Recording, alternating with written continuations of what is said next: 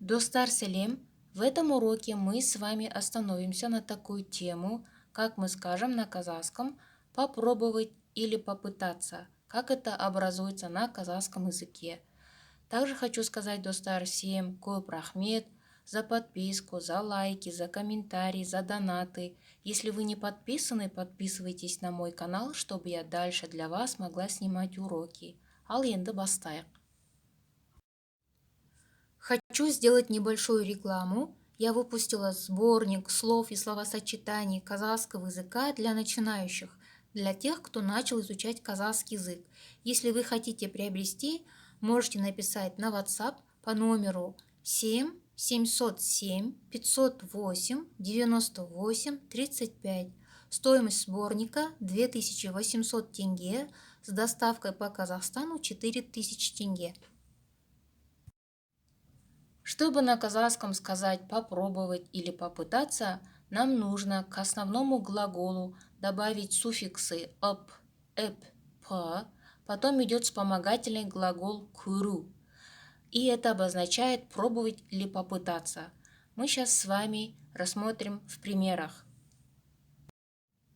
Теперь обратите внимание на примеры. Первый столбик – это настоящее переходное время. Например, «Мен қазір бауырсақты жеп көремін». Я сейчас попробую бауырсак. Здесь основной глагол «жеу». К нему добавляем суффикс «п», «жеп», «көремін». «Е» нам дает значение настоящего переходного времени. «Мін» от первого лица, да, окончание, личное окончание от первого лица. Мен қазір бауырсақты жеп көремін. Я сейчас попробую бауырсак. Второй столбик. Очевидное прошедшее время. Мен бауырсақты жеп көрдім. Я попробовал или попробовала бауырсак.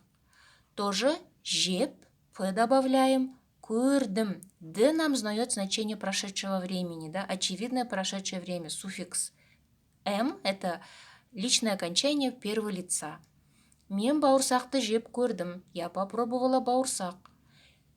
Третий столбик – повелительное наклонение. Мен бауырсақты жеп көрейін.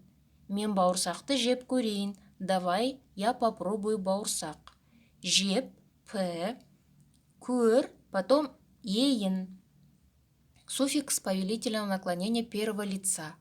Мен бауырсақты жеп көрейін. Четвертый столбик. Желательное наклонение. Мен бауырсақты жеп көргім келеді. Я хочу попробовать бауырсак. Мен бауырсақты жеп көргім келеді. Тоже жеп, п, көргім. Көргім келеді. Повелительное наклонение образуется, да, у нас, когда хотим сказать «хочу», көргім через суффикс «г», «м», потом слово «келеді». У меня на канале есть уроки на эти все темы. В описании оставлю ссылку. Если вы не смотрели, можете посмотреть. Следующие примеры от второго лица. Первый столбик у нас настоящее переходное время. Сен осында жұмыс істеп көресің бе? Сен осында жұмыс істеп көресің бе? Ты попробуешь здесь поработать? Второй столбик – очевидное прошедшее время. Сен осында жұмыс істеп көрдің бе? Сен осында жұмыс істеп көрдің бе? Ты пробовала или пробовал здесь поработать? Повелительное наклонение, третий столбик. Сен осында жұмыс істеп көр. Сен осында жұмыс істеп көр. Ты попробуй здесь поработать. Четвертый столбик – желательное наклонение. Сен осында жұмыс істеп көргің келмей ме? Сен осында жұмыс істеп көргің келмей ме? Ты не хочешь попробовать здесь поработать? Следующие примеры от второго лица. Уважительная форма. Я взяла слово дәмін тату, а также может использоваться дәмін көру, пробовать на вкус. Первый столбик – настоящее переходное время. Сіз құрттың дәмін татып көресіз бе? Сіз құрттың дәмін татып көресіз бе? Вы попробуйте вкус курта. Второй столбик прошедшее. Сіз құрттың дәмін татып көрдіңіз бе? Сіз құрттың дәмін татып көрдіңіз бе? Вы пробовали вкус курта? Третий столбик повелительное наклонение. Сіз құрттың дәмін татып көріңіз. Сіз құрттың дәмін татып көріңіз. Вы попробуйте вкус курта. Желательное наклонение. Сіз құрттың дәмін татып көргіңіз келмей ме? Сіз құрттың дәмін татып көргіңіз келмей ме?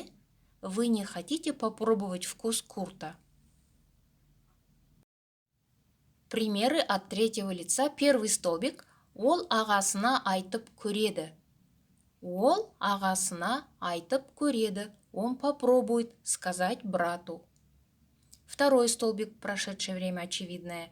Ол ағасына айтып көрді. Ол ағасына айтып көрді. Он пробовал сказать брату. Повелительное наклонение. Ол ағасына айтып көрсін. Ол ағасына айтып көрсін.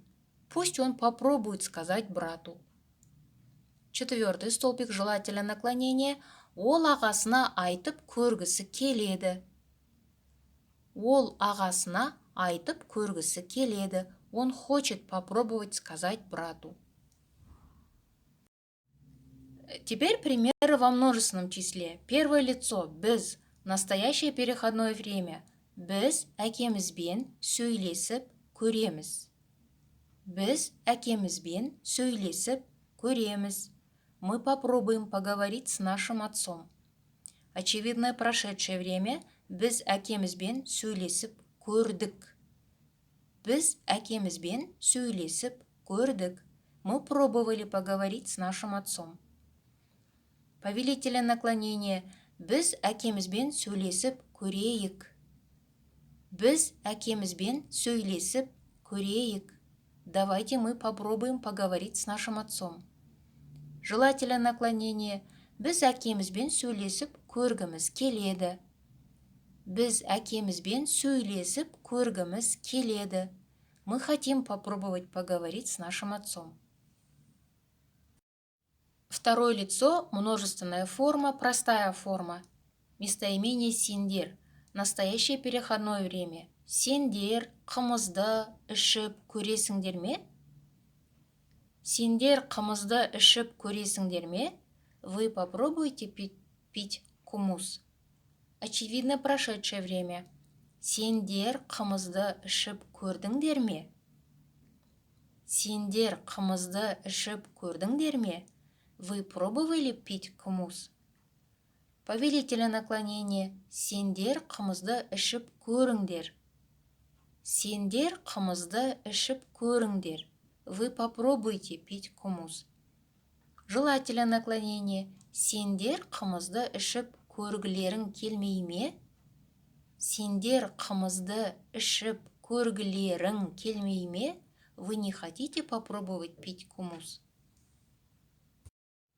Второе лицо, уважительная форма. Местоимение сіздер. Настоящее переходное время. Сіздер жарысқа қатысып көресіздер ме? Сіздер жарысқа қатысып көресіздер ме? Вы попробуете участвовать в соревновании? Очевидно прошедшее время. Сіздер жарысқа қатысып көрдіңіздер ме? Сіздер жарысқа қатысып көрдіңіздер ме? Вы пробовали участвовать в соревновании? Повелительное наклонение. Сіздер жарысқа қатысып көріңіздер. Сіздер жарысқа қатысып көріңіздер. Вы попробуйте участвовать в соревновании. Желательное наклонение. Сіздер жарысқа қатысып көргілеріңіз келмей ме? Сіздер жарысқа қатысып көргілеріңіз келмей ме? Вы не хотите попробовать участвовать в соревновании? Третье лицо множественной формы, местоимение олар, настоящее переходное время. Олар қалада тұрып көреді. Олар қалада тұрып көреді. Они попробуют жить в городе. Очевидное прошедшее время. Олар қалада тұрып көрді. Олар қалада тұрып көрді. Они пробовали жить в городе. Повелительное наклонение. Олар қалада тұрып көрсін. Олар қалада тұрып көрсін. Пусть они попробуют жить в городе. Желательное наклонение. Олар да қалада тұрып көргісі келеді. Олар да қалада тұрып көргісі келеді. Они тоже хотят попробовать жить в городе. Отрицательная форма. В отрицательной форме к слову көру присоединяется суффикс ме, көрмеу. И вспомогательному глаголу көрмеу мы можем добавлять разные суффиксы настоящего времени, прошедшего времени, желательного наклонения, от того, что мы хотим сказать. Конечно, в этом случае у вас очень хорошая база должна быть, база грамматики казахского языка. Достар, теперь обратите внимание на примеры. Для примеров я взяла давно прошедшее время казахского языка. Это суффиксы у нас ған, ген, қан, кен. Мен ешқашан лағман пісіріп көрмегенмін. Мен ешқашан лағман пісіріп көрмегенмін. Я никогда не пробовала готовить лагман. Сен не ешқашан салат жасап көрмегенсің бе? Сен не ешқашан салат жасап көрмегенсің бе? Ты что, никогда не пробовала приготовить салат или делать салат? Сіз ешқашан тест тапсырып көрмегенсіз бе? Сіз ешқашан тест тапсырып көрмегенсіз бе? Вы никогда не пробовали сдавать тест? Ол ешқашан тауар сатып көрмеген. Ол ешқашан тауар сатып көрмеген. Он никогда не пробовал продавать товар. Біз бұрын ешқашан шұбатты ішіп көрмегенбіз. Біз бұрын ешқашан шұбатты ішіп көрмегенбіз. Мы раньше никогда не пробовали пить шұбат. Сендер ешқашан қамыр илеп көрмегенсіңдер ме?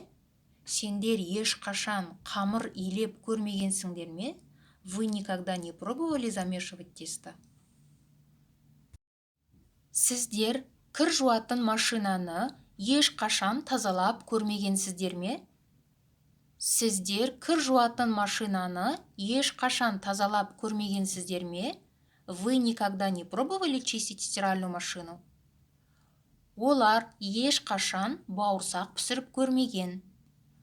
Олар ешқашан бауырсақ пісіріп көрмеген. Они никогда не пробовали готовить бауырсаки. Еще один момент этой формы. В повелительном наклонении к основному глаголу добавляются суффиксы или «а», или «е», или «и». Потом идет вспомогательный глагол в отрицательной форме, только повелительном наклонении обозначает «не смей», «не пробуй», «не пытайся». Например, «сен оның сөзіне сене көрме». Сен оның сөзіне сене көрме. Сену – это верить, да? «Е», «сене», «көрме». Не смей верить его словам. Сендер кешіге көрмеңдер. Сендер кешіге көрмеңдер. Кешігу – это опаздывать. Кешіге көрмеңдер. Не смейте опаздывать. Бұлай істей көрмеңіз. Бұлай істей көрмеңіз. Істеу – это делать. Істей көрмеңіз. Не смейте так делать. Достар, я надеюсь, что мои уроки помогают вам в изучении казахского языка. Я вам желаю удачи. Если мои видеоуроки полезны для вас, можете поддержать мой канал донатами. Оставлю в описании координаты. Келесі сабақта кездескенше сау болыңыздар.